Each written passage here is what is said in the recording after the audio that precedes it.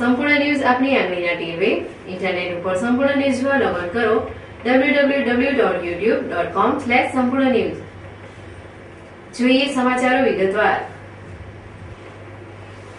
બનાસકાંઠા જિલ્લામાં ગત સાંજના સમયે ભર ઉનાળે આંધી સાથે કમોસમી માવઠું થતાં ચોમાસા જેવો માહોલ સર્જાયો હતો। જોકે એકાએક થયેલ આ કમોસમી વરસાદના કારણે વિવિધ વિસ્તારોમાં ઓછા વધુ નુકસાન થયું હોવાના અહેવાલ સાંપડ્યા છે।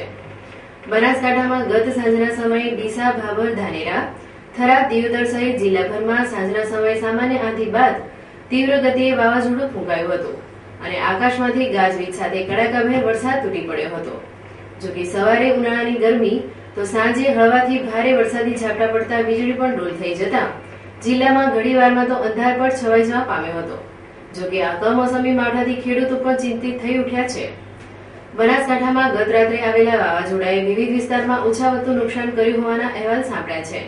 જેમાં ડીસા શહેરમાં લેખરાજ 4 રસ્તા નજીક અંબાજી મંદિર સામે બની રહેલ એક મકાનની દિવાલ ધસી પડી હતી, જેને લઈ બાજુના મકાનને પણ ભારે નુકસાન થયું હતું। આમ બનાસકાંઠામાં આંધી તોફાન સાથે થયેલ વરસાદે ફરી એકવાર ખેડૂતોને નુકસાન કરાવેલ છે। બનાસકાંઠા પોલીસ બેડામાં કાયદો અને વ્યવસ્થા સંદર્ભે વહીવટીય કારણોસર તેમજ માંગણી મુજબની બદલીના મોટા પાયે ફેરફાર કરવામાં આવ્યા છે। જેમાં 3 પીઆઈ, 7 પીએસઆઈ તેમજ 300 થી વધુ પોલીસ કોન્સ્ટેબલ, હેડ કોન્સ્ટેબલ અને એએસઆઈની બદલીના હુકમ કરવામાં આવ્યા છે। બનાસકાંઠા જિલ્લામાં પોલીસ તંત્રમાં મોટા પાયે થયેલ બદલી દ્વારા ફેરફાર કરવામાં આવ્યો હોવાની વિગતો વિશ્વસનીય સૂત્રો દ્વારા પ્રાપ્ત થવા પામી છે। જે અનુસાર બનાસકાંઠા જિલ્લામાં છેલ્લા 3 વર્ષથી એક જ સ્થળે નોકરી કરતા અને તે કરતા વધુ સમયથી એક જ પોલીસ મથકમાં ફરજ બજાવતા પોલીસ કર્મચારીઓની આંતરિક બદલી કરવામાં આવી છે। તે ઉપરાંત વહીવટીય કારણોસર પીઆઈ કક્ષાના 3 અધિકારી તેમજ પીએસઆઈ કક્ષાના 7 અધિકારીની આંતરિક બદલી પણ કરવામાં આવી છે। આમ ઘણા લાંબા સમય બાદ મોટી સંખ્યામાં આંતરિક ફેરફાર થતા કેટલાક પોલીસ કર્મચારીઓમાં હર્ષની લાગણી તો કેટલાક નારાજ થયા હોવાનું, જેમની સામે બદલી થવાના કારણો પણ હોવાનું કહેવાય છે। તેવા લોકોની બદલી ન થવા પાછળ પણ તર્ક વિતર્કો થઈ રહ્યા છે।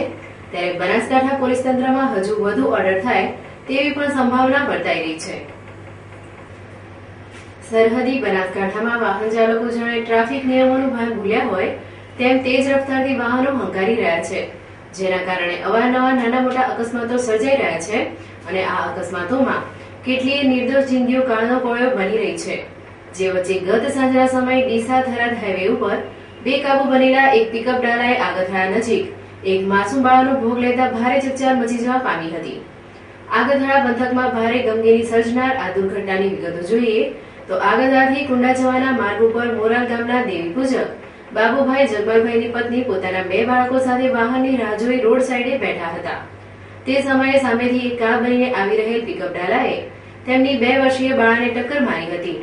આ વિચિત્ર અકસ્માતમાં બાળાને ગંભીર ઇજાઓ થતા તેનું ઘટના સ્થળે જ કરુણ મોત નીપજ્યું હતું।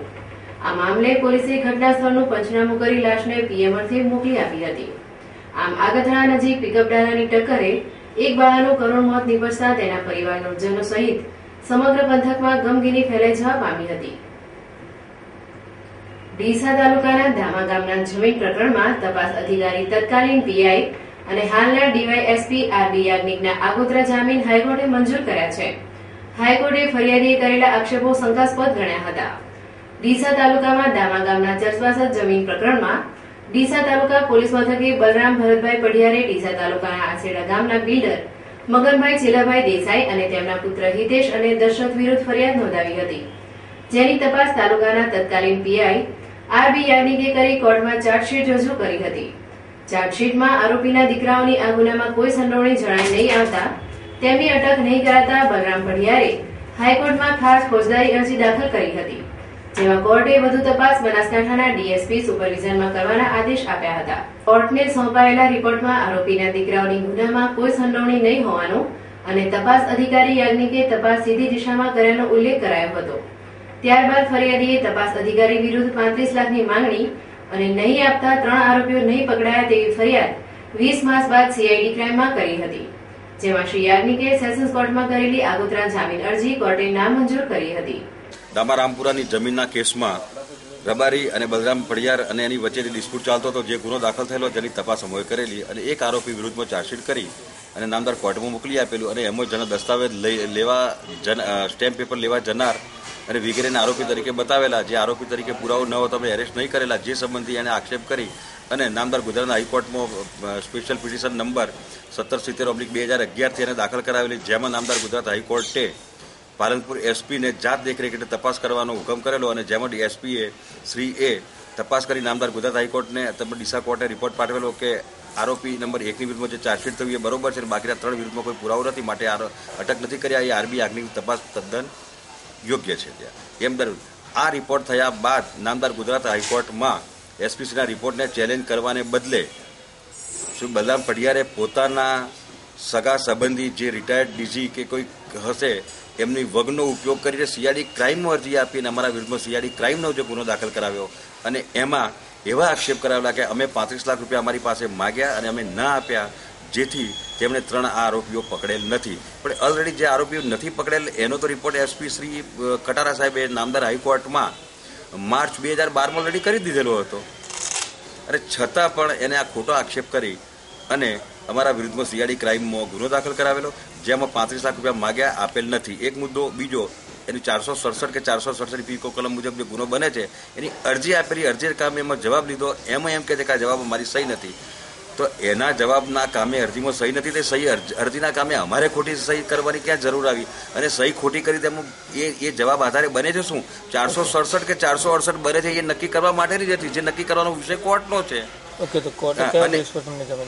અને આ જે મુદ્દા ઉપર 2 મુદ્દા પર ફરિયાદ દાખલ કરાયેલી, જેમાં ફરિયાદમાં કઈ તારીખે, ક્યારે, કેટલા વાગે, કોની હાજરીમાં, ક્યાં આ પૈસા 35 લાખ રૂપિયા માગે એનો કોઈ જ ઉલ્લેખ નથી. અને જ્યારે તપાસના અંતે મેં વિડીયોગ્રાફીથી એનો જવાબ લીધો, દર વખતે ખોટા એલિગેશન કરતા હતા, એટલે એને જણાવ્યું હું વિડીયોગ્રાફીથી મેં જ્યારે જવાબ લીધો 21મી એપ્રિલ 2011 ત્યારે મારી પાસે 35 લાખ રૂપિયા માગ્યા હતા. તો સવાલ એ થાય છે કે એપ્રિલ 2011માં જો 35 લાખ રૂપિયા માગ્યા એને ન આપ્યા, તો એના પછી જુલાઈ 2011માં 3 મહિના પછી હાઈકોર્ટમાં એને પિટિશન ફાઇલ કરી તો હાઈકોર્ટમાં આક્ષેપ કેમ નહીં કર્યા?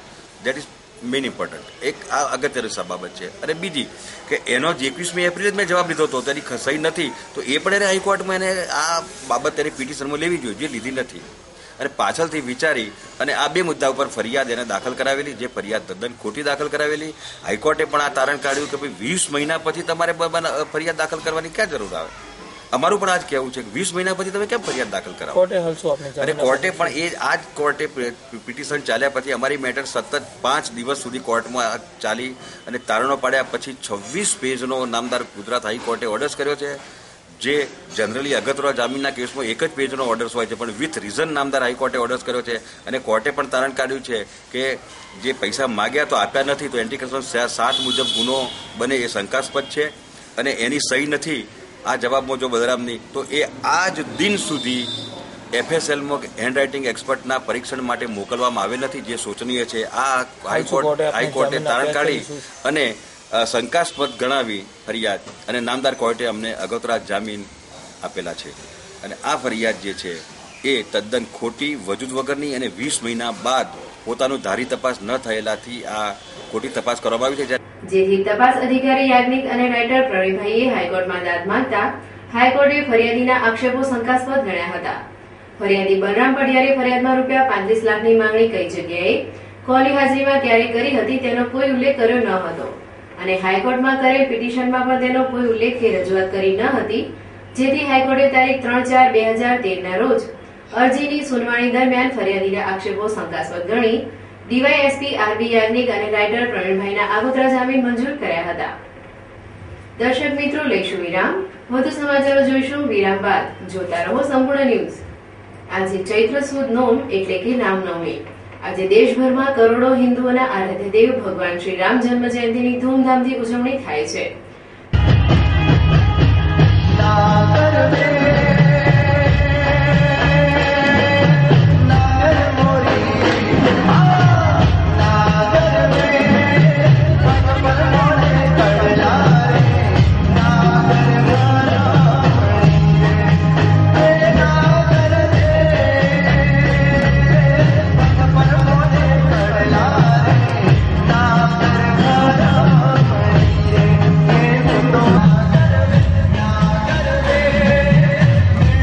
પાલનપુર નગરમાં પણ આજરોજ સવારે મોટા રામજી મંદિરે ભગવાનની મહાઆરતી યોજ્યા બાદ શહેરમાં ભગવાન શ્રીરામ, લક્ષ્મણ અને સીતાજીની ભવ્ય શોભાયાત્રા વાસ્તે ગાસ્તે નીકાળવામાં આવી હતી, જે શોભાયાત્રા નગરના વિવિધ માર્ગો પરથી જય શ્રીરામના નારાઓ સાથે નીકળી હતી. ઠેર ઠેર રામ ભક્તો દ્વારા શોભાયાત્રાનું સ્વાગત કરવામાં આવ્યું હતું. યાત્રામાં વિવિધ કલાકૃતિઓએ આકર્ષણ જમાવ્યું હતું. યાત્રા દરમિયાન કાયદો વ્યવસ્થા જળવાય તે માટે ચુસ્ત પોલીસ બંદોબસ્ત ગોઠવવામાં આવ્યો હતો. मोटा राम जी मंदिर से अंत कपिलवत चार्ज के सामने से ये शोभा यात्रा निकलता है. कौन कौन? एक रथ यात्रा, एक जन्माष्टमी महंत कपिलवत चार्ज को श्री मोटा राम जी मंदिर से निकालते थे. और ये अभी सो राम जन्म उत्सव को यात्रा इन 400 निकला है और पूरा शहर घुमा है. नानी बाजार, मोटी बाजार,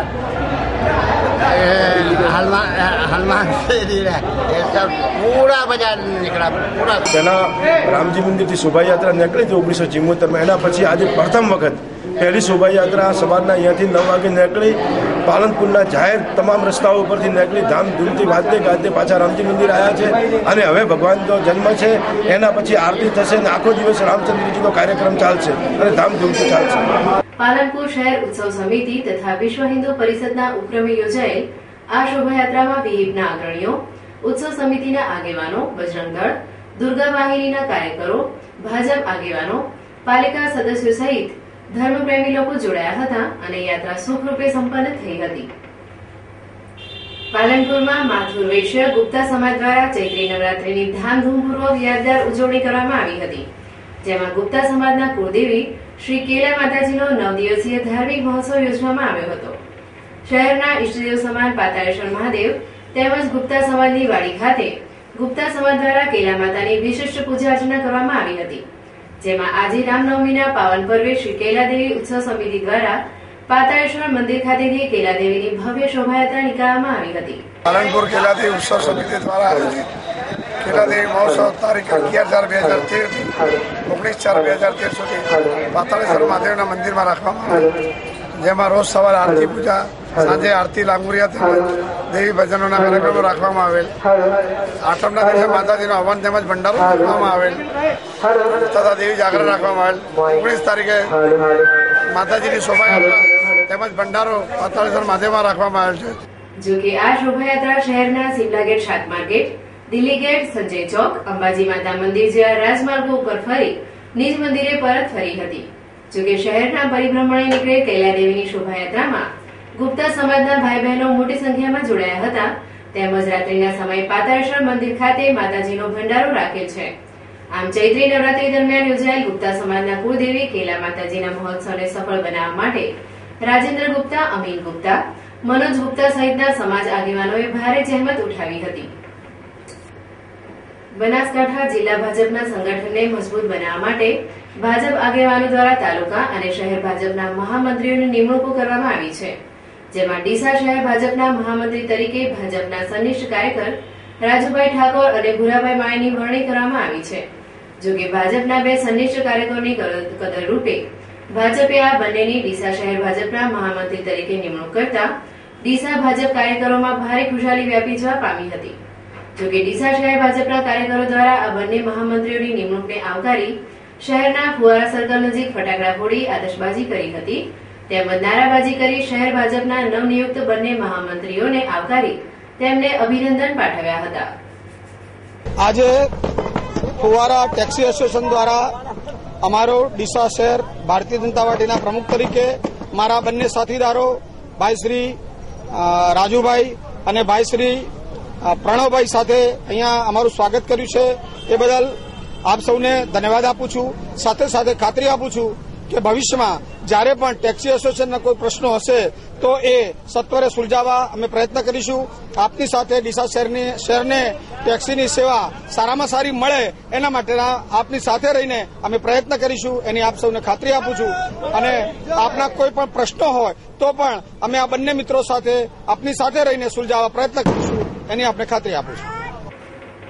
ડીસા તાલુકાના માલગઢ ગોગાઢાણી ગામે બિરાજમાન ગામ રક્ષક ગોગા મહારાજ મંદિરનો 2 દિવસથી પાટોત્સવ યોજવામાં આવ્યો હતો, જેમાં ચૈત્ર સુદ આઠમના રોજ ગામમાં ગોગા મહારાજની ભવ્ય શોભાયાત્રા નીકળવામાં આવી હતી, તેમજ રાત્રિના સમયે એક શામ ગોગા કે નામ કાર્યક્રમ યોજવામાં આવ્યો હતો, જેમાં રાજસ્થાની કલાકારોએ મોડી રાત્રે સુધી ભજન સત્સંગની રમઝટ બોલાવી ઉપસ્થિત ગ્રામજનોને ડોલાવી મૂક્યા હતા.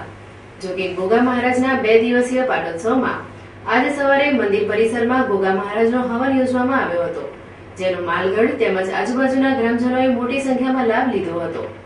આમ ગોગાઢાણી ગામના ઈષ્ટદેવ ગોગા મહારાજના 2 દિવસીય પાટોત્સવને લઈ ગ્રામજનો ગોગા મહારાજની ભક્તિમાં લીન બની જવા પામ્યા હતા.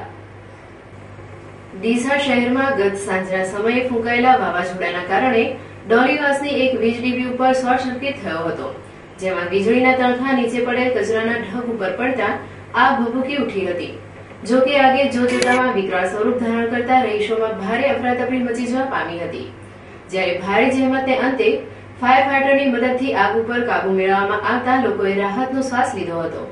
ડીસાના ડોલીવાસમાં એક વીજ ડીપી પાસે જાહેરમાં કચરો ઠાલવવામાં આવે છે, જેના કારણે વીજ ડીપી નીચે જ કચરાના ઢગ ખડકવા પામ્યા છે, જેમાં ગત રાત્રે આવેલા વાવાઝોડામાં આ કચરાના ઢગ ઉપરથી પસાર થતી વીજ લાઇનમાં શોર્ટ સર્કિટ થતા તણખા ઉઠ્યા હતા અને આ તણખા કચરાના ઢગ ઉપર પડતા કચરાનો ઢગ આગમાં લપેટાયો હતો, જેને લઈ જોતજોતામાં આગે ભારે સ્વરૂપ ધારણ કરતા આ વિસ્તારમાં ભારે નાસભાગ મચી જવા પામી હતી.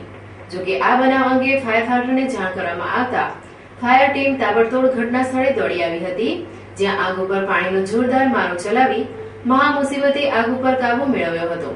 જોકે ડોલીવાસમાં એકાએક લાગેલી ભીષણ આગ ઉપર કાબુ મેળવવામાં ફાયર ટીમ સફળ રહેતા સ્થાનિક રહીશોએ રાહતનો શ્વાસ લીધો હતો. ફરી એક નજર આજના મુખ્ય સમાચાર ઉપર. બનાસકાંઠામાં ભર ઉનાળે ગાજવીજ સાથે જ કમોસમી માવઠું થતા સર્જાયો ચોમાસુ માહોલ. ડીસામાં વાવાઝોડાના કારણે એક મકાનની દિવાલ થઈ ધરાશાયી. ડીસા તાલુકાના દામા ગામના જમીન પ્રકરણમાં નામદાર કોર્ટનો નિર્ણય. ફરિયાદીના શંકાસ્પદ આક્ષેપથી ડીવાયએસપી આરબી યાજ્ઞિકની જામીન અરજી કરાઈ મંજૂર. બનાસકાંઠામાં રામનવમી પર્વની કરાઈ હર્ષોલ્લાસભેર ઉજવણી. પાલનપુરમાં નીકળેલી ભગવાન શ્રી રામની શોભાયાત્રાએ જમાવ્યું અનેરું આકર્ષણ. ડીસાના ડોલીવાસમાં વાવાઝોડાના કારણે થયો વીજ શોર્ટ સર્કિટ. તણખા ઉડવાથી કચરાના ઢગમાં લાગેલી આગ ઉપર ફાયર ફાઈટરે મેળવ્યો કાબુ. આ હતા અત્યાર સુધીના સમાચાર. વધુ સમાચાર સાથે ફરી મળીશું. નમસ્કાર.